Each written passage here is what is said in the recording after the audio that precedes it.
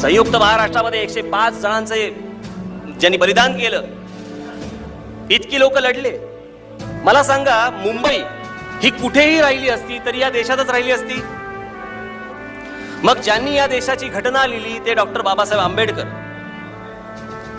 Marks नंतर जगातल्या कामगारांनो एक व्हा अशी हाक ज्या माणसांनी दिली ते आमचे श्रीपाद अमृत डांगे.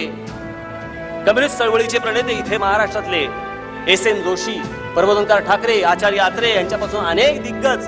स्वातंत्र्यवीर सावरकरांनी पण लिहिलेलं आहे त्याच्यावर, त्यांनीही पाठिंबा दिलेला आहे. या सगळ्यांनी मुंबईसह संयुक्त महाराष्ट्र झाला पाहिजे अशी हाक का दिली?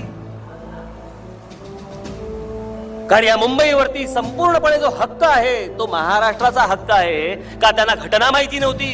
का ते शिकलेले नव्हते? का त्यांना काहीच माहिती नव्हतं?